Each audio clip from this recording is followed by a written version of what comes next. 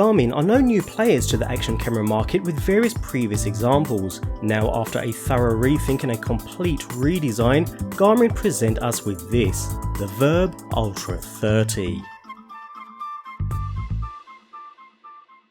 The Garmin Virb 30 has been completely redesigned and now includes everything from voice control to 4K video recording to YouTube live streaming. Not to mention higher end manual photo and video controls, a colour touchscreen display that even works in a hard shell waterproof case, and new travelling time-lapse options. Plus of course all the usual stuff from the past like GPS, Ant Plus and Bluetooth sensor support, and much more. It seems like the more you dig into the camera, the more new features you discover.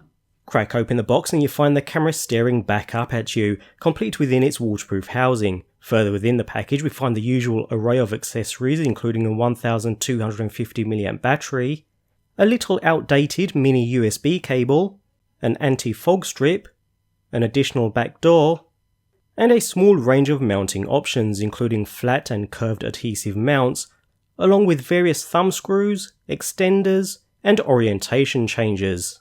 With a more typical action camera type design, the Virb Ultra 30 comes complete within a waterproof plastic housing, allowing the camera to be used up to 40 meters underwater. Alongside the Garmin Virb branding is a design that allows audio to feed through to the camera within, helping maintain clear audio capture even when encapsulated. The slots at the bottom of the waterproof case just happen to fit into any GoPro mount, a sneaky way to leverage what has always been one of GoPro's biggest advantages. Nevertheless, other than redesigned button locations to match those on the camera, the rear door clip is located on the side of the unit, with the hinge being on the opposite side. The camera itself, being around 10 grams heavier than a GoPro Hero 4, also feels rather premium in the hand. Dominating the front is a 12 megapixel lens encapsulating a CMOS sensor capable of capturing video at the now standard 4K at 30 frames per second, with image stabilization at 2.7K and below, and various slow-mo frame rate settings, all pretty standard stuff. Next to this is a front-facing high sensitivity microphone which is said to perform better than even the GoPro Hero 5 Black, while two small LEDs above and below the lens, as well as some branding, finish off the front of the unit.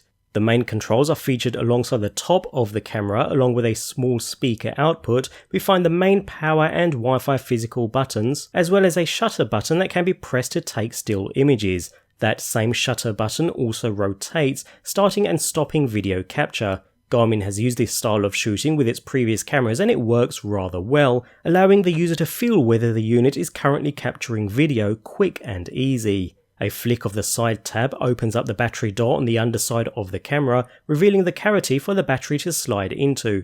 A micro SD memory card, which is not included within the package, can be inserted beside the battery, with all the common high-speed cards being supported. Finally, on the side is a mini USB charging port alongside a micro HDMI port, and on the rear, for the first time in Garmin's range of cameras, we find a touchscreen display. It's a pretty nice overall design, feels robust and solid in the hand, yet hides a whole range of powerful features. Power up the camera and the rear display fires into life. It's virtually identical in brightness and sensitivity to that of the GoPro Hero 5 Black, with various status information being displayed across the top and bottom edges. Swipe down from the top and we have quick access to all connectivity options, including Wi-Fi, Bluetooth, even sensor connectivity, for which Garmin cameras are famous for. Nevertheless, a swipe from the left edge reveals the menu most will use most often. Here we can toggle between video or photo mode, along with the different shooting modes within each. Once chosen, users are able to refine the active mode, setting resolutions, frame rates and field of view options, as well as tapping the cog to enter advanced menus, which not only provides another view of the same settings, but allows Pro settings to be activated, similar to GoPro's Pro Tune mode. It even displays a preview on screen as you change ISO, exposure, sharpness, and so on. Moving on, a quick tap on the bottom of the screen and we enter all main camera options. This includes the photo, video, and connectivity settings we've just taken a look at, but also adds some display options, all rather self-explanatory and basic stuff.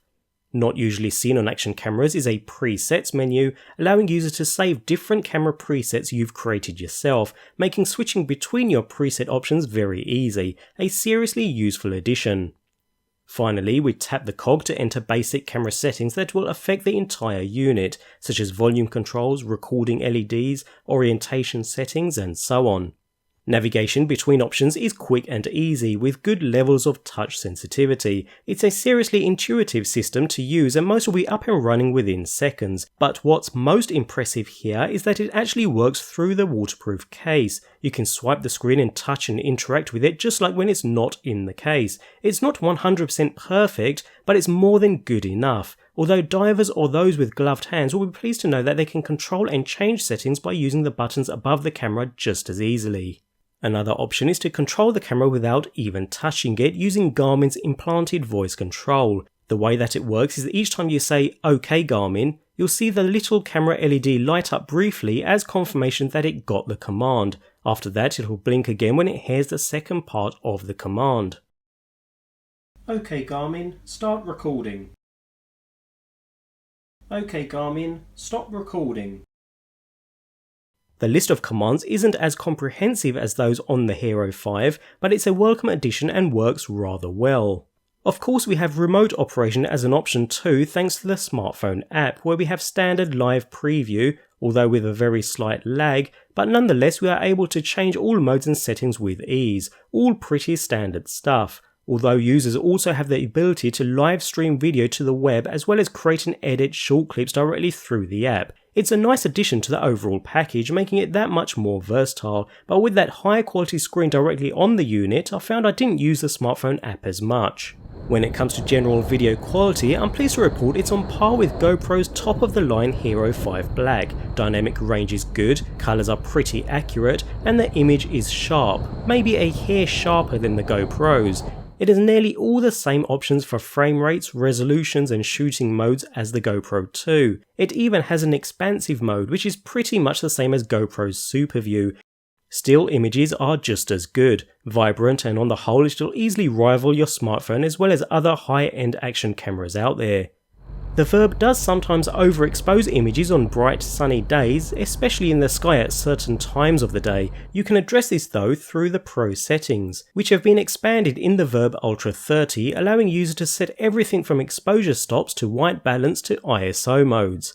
Another function you have for getting cleaner video is the ability to enable electronic image stabilization. This works by cropping a portion of the higher resolution image down to remove jumpiness. It's like a poor man's gimbal. It's not quite as perfect, but it certainly helps, although can be used in video resolutions up to 2.7K, the same as the Hero 5 Black. The Garmin Virb Ultra 30 also introduces a new time-lapse mode, which it calls travel-lapse. So with regular time-lapse, the camera is triggered at a set time interval, every 1 second for instance, but in travel-lapse mode, it's triggered using the GPS based on a distance interval, such as every half a mile for instance. This is particularly useful for longer drives or airplane flights, scenarios where you want to even out the impact of different paces and speeds, for example sitting in traffic or slower roads mixed with high-speed driving, and it works pretty well. When it comes to audio, the Virb Ultra 30 is rather impressive, easily on par if not slightly better than GoPro's flagship camera. You can still use an external mic with it if you want, but that can either be wired or via Bluetooth for certain supported mics. But audio capture from the camera, both outside and within its housing, is rather impressive for a camera of this size. Moving on, we know Garmin makes wearable sensor tech of all sorts, so it makes sense that the new Ultra 30 packs a GPS radio, a barometer for elevation, an accelerometer for force and motion, a gyroscope for rotation, and a compass for bearing. All of this data can be overlaid onto your video, if you use Garmin's app or desktop editing software of course. I've always liked this approach. Point of view footage doesn't always do a great job of capturing things like speed of descent or steepness of terrain, and it's nice to be able to add that layer of detail. Using those sensors you can slap a text overlay onto your video denoting your speed, pace, altitude, g-force, lap times, all kinds of stuff. This can even be extended further because the Virb also has Wi-Fi, Bluetooth and ANT+, which means it can pair with dozens of external sensors that Garmin either makes or works with. All that, and we're only just getting started with this camera. The more you delve into it, the more features you find. In short, Garmin has delivered what is easily their best action camera to date. No question, they nailed it this time. On the features front, they not only played catch up in terms of comparing to GoPro's feature set, but they exceeded it with unique features not found on other action cameras to date, such as Time-lapse and all the sensor data the unit captures. Basically, they've got a winner technologically. Priced at around $400, the same as GoPro's flagship Hero 5 Black, Garmin's main hurdle is still the marketing power of GoPro. If brand doesn't matter too much to you and you're simply after the best that $400 can buy, I think it's fair to say that if you had to buy an action camera right now, the Garmin Virb Ultra 30 is currently the most capable and most feature-rich action camera on the market.